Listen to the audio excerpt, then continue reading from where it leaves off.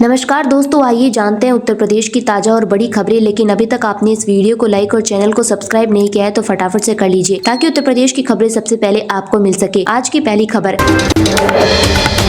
UP के 10 जिलों में आज बारिश का अलर्ट। प्रयागराज में बूंदाबांदी हुई, 3 दिन मौसम ऐसा ही रहेगा, बांदा रहा सबसे गर्म। जी आपको बता दें कि यूपी के 10 जिलों में आज बारिश का अलर्ट है। 30 से 40 किलोमीटर प्रति घंटे की रफ्तार से हवा भी चल सकती है। मौसम विभाग के मुताबिक पश्चिम और पूर्वांचल के शहरों में गरज चमक के साथ बारिश होगी। 22 मार्च तक ऐसा ही मौसम बने रहने की आशंका है। प्रयागराज में गुरुवार सुबह धूप निकली थी, लेकिन 8 बजे बादल छाए और गरज के साथ हल्की बूंदाबांदी हुई। वाराणसी में बीएचयू के मौसम वैज्ञानिक मनोज श्रीवास्तव ने कहा कि बंगाल की खाड़ी से चली नमी युक्त पूर्वाई फिर से मौसम में बदलाव ला सकती है। गुरुवार से 3 दिन तक मौसम बदला रहेगा। दक्षिण पूर्वी यूपी और पश्चिम के अलग अलग इलाकों में गरज चमक के साथ बारिश होगी। इसके असर से तापमान में हल्की गिरावट आएगी। 23 मार्च से फिर से तापमान में बढ़ोतरी होने की संभावना है। गरज चमक के साथ तेज बारिश होगी। 40 किलोमीटर प्रति घंटे की रफ्तार से हवाएं चलेंगी। गरज चमक के साथ हल्की बारिश होगी। 30 किलोमीटर प्रति घंटे की रफ्तार से हवाएं चलेंगी। पश्चिम के कुछ जिलों में बारिश होगी। 20 किलोमीटर प्रति घंटे की रफ्तार से हवाएं चलेंगी। यूपी में पिछले 24 घंटे में बारिश नहीं हुई है। सबसे गर्म शहर बांदा रहा। यहाँ दिन का तापमान 36.8 डिग्री सेल्सियस दर्ज किया गया। सबसे ठंडी रात कानपुर की रही। यहाँ न्यूनतम तापमान 12.7 डिग्री सेल्सियस दर्ज किया गया।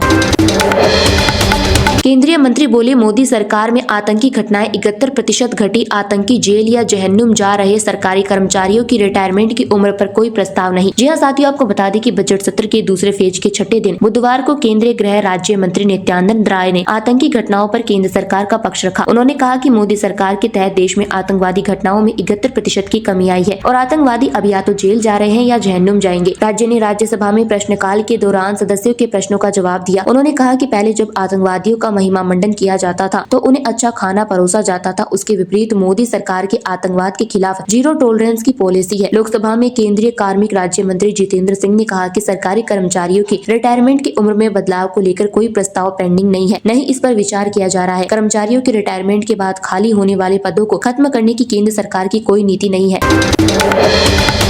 राहुल गांधी के खिलाफ मानहानि मामले में आज सुनवाई। सुल्तानपुर में पिछली पेशी पर गैरहाजिर रहे परिवादी गवाह, कोर्ट में होगी कार्यवाही। आपको बता दें कि नेता प्रतिपक्ष और रायबरेली से कांग्रेस सांसद राहुल गांधी के खिलाफ दायर मानहानि मामले में आज सुल्तानपुर की एमपी एमएलए कोर्ट में सुनवाई होगी। पिछली सुनवाई 6 मार्च को होनी थी, लेकिन परिवादी और गवाह दोनों कोर्ट में नहीं पहुंचे थे। इस साल की शुरुआत में वकीलों की हड़ताल और राहुल के अधिवक्ता की अस्वस्थता के कारण कई बार सुनवाई टल गई थी। 11 फरवरी को राहुल के अधिवक्ता काशी प्रसाद शुक्ला ने परिवादी से जिरह की पिछली सुनवाई पर परिवादी कोर्ट परिसर में तो मौजूद थे, लेकिन कोर्ट रूम में नहीं गए। कोतवाली देहात के हनुमानगंज निवासी व भाजपा नेता विजय मिश्रा ने वर्ष 2018 में राहुल गांधी के विरुद्ध मानहानि का परिवाद एमपी एमएलए कोर्ट में दर्ज कराया था। उन्होंने आरोप लगाया था कि कर्नाटक चुनाव के दौरान राहुल गांधी ने अभद्र टिप्पणी की थी। इससे मैं आहत हूँ। कोर्ट में 5 साल लंबी प्रक्रिया चली। राहुल गांधी हाजिर नहीं हुए तो दिसंबर 2023 में तत्कालीन जज ने वारंट जारी कर उन्हें तलब किया था। तब फरवरी 2024 को राहुल गांधी ने कोर्ट में सरेंडर किया।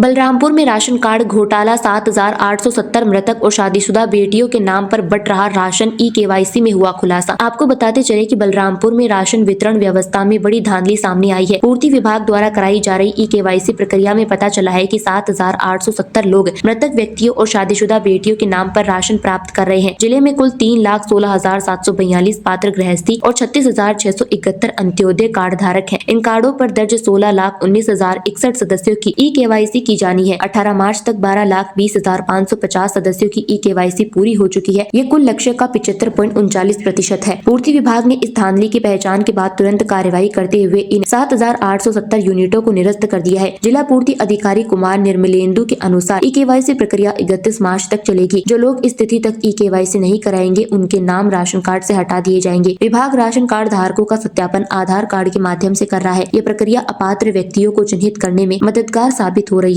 इस कार्यवाही से राज्य के संसाधनों के दुरुपयोग पर रोक लगेगी और पात्र लाभार्थियों को उनका हक मिल सकेगा।